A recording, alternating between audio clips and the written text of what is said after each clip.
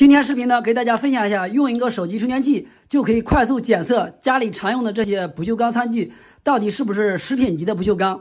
如果它们不是食品级不锈钢的情况下，含锰量比较高，如果我们在长时间使用的时候，对人体是有很大的危害的。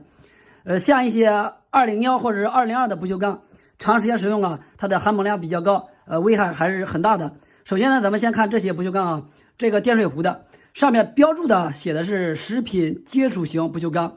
当然它标注是标注，它到底是不是真正的304不锈钢呢？咱们可以用一个手机充电器就可以快速的来判断出它的材质。首先咱们再看一下，假如像一些这些东西呢，都是可以来检测的。首先咱们给大家分享一下它的检测方法。只要是智能手机上面的充电器都能用，然后呢再准备一条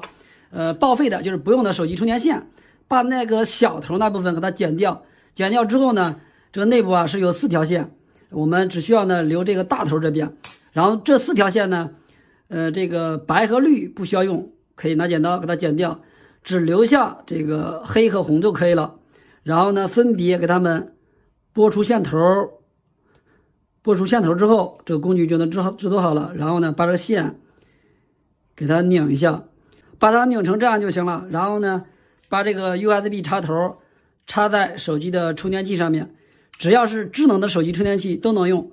接下来呢，咱们把这头给它插在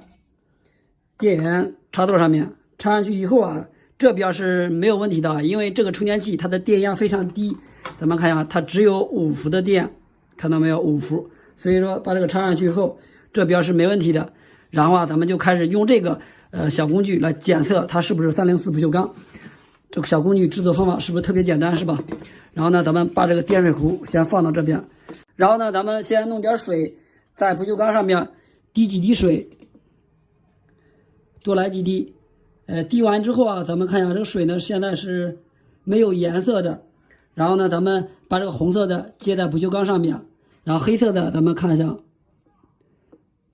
还是有反应的，是吧？然后咱们看一下颜色呢直接的变成红色了，是吧？给大家放大一下镜头看一下，变成红色以后呢就说明它不是304不锈钢，它是201或者是202的不锈钢。如果它不变颜色，就说明它是304的不锈钢。所以说呢，最准确的判断它是不是304的不锈钢呢，不能单独靠上面它这个标注，有的些标注虽说是304，它也不一定是。我用的这个水呢就是这种蒸馏水，如果没有的话在这个里面抽点也行。好了，视频感谢大家观看，我们下期再见。